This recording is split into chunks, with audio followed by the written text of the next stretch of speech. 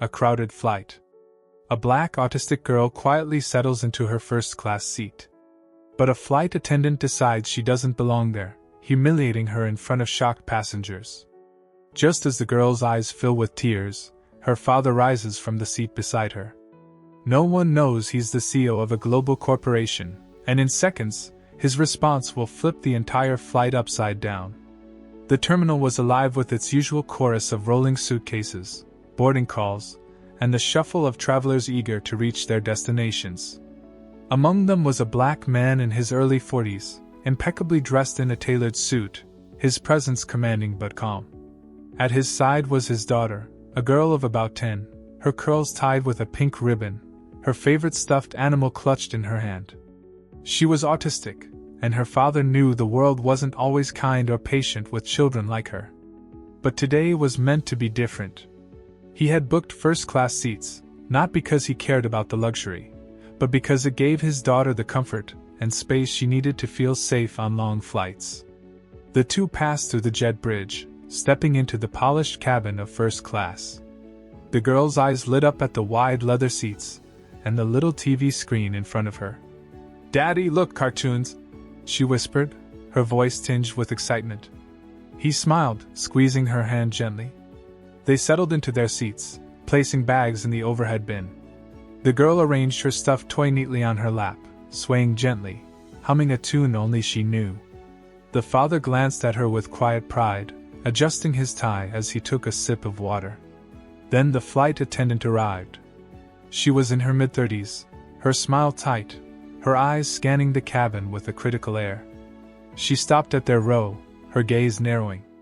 "Excuse me," she said sharply, leaning slightly toward the girl. "This section is for first-class passengers only. You can't sit here." The father blinked, caught off guard. "There must be a mistake," he said calmly. "We're in the right seats. Here's our boarding pass." He reached into his jacket pocket, handing her the ticket. The attendant didn't look at the pass immediately. Her eyes stayed fixed on the girl, who had gone quiet, clutching her stuffed animal tighter. "Sir, this child cannot sit in first class. We have standards to maintain. She belongs in economy." The words dropped like a hammer. A murmur rippled through the surrounding passengers. A woman across the aisle frowned, shaking her head in disbelief. The girl's eyes darted to her father, confusion clouding her small face. "Daddy, did we do something wrong?" she whispered. His jaw tightened, but his voice remained calm. "No, sweetheart. You've done nothing wrong." He turned back to the attendant. "We paid for these seats. We belong here." The attendant folded her arms, unmoved. "Sir, first class is not a daycare. We can't have disruptions here. Please take her to the back." The father's grip on the armrest tightened. He knew what was happening. It wasn't about rules. It wasn't about policy. It was about bias, plain and sharp as glass. Passengers shifted uncomfortably. Some lowered their heads, pretending not to notice. Others stared openly, waiting to see what he would do. And in that moment, as his daughter's lip quivered, as tears threatened to spill, the father realized this wasn't just about a seat on a plane.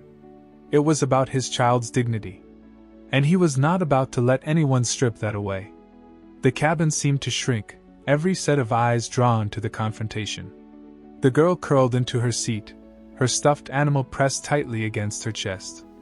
Her father leaned forward, his voice calm but edged with steel. "I'm going to say this once," he told the attendant.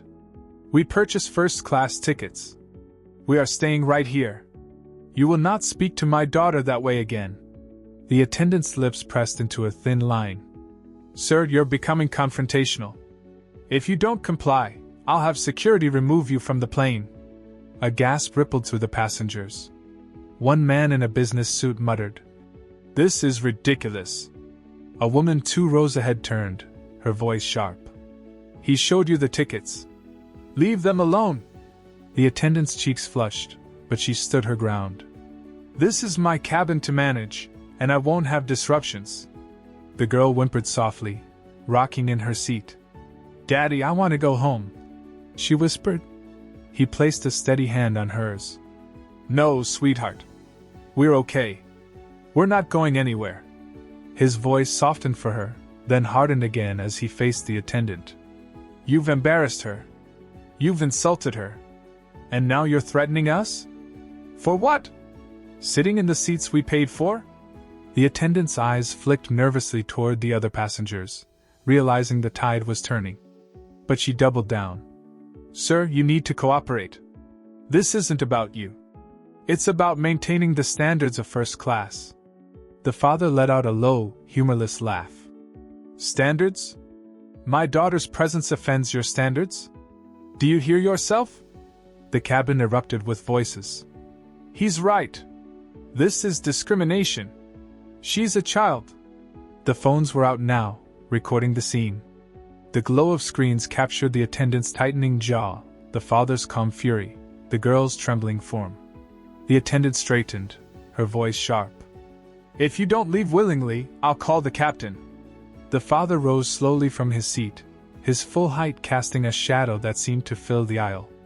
His eyes, calm but commanding, locked onto hers. Go ahead, he said evenly.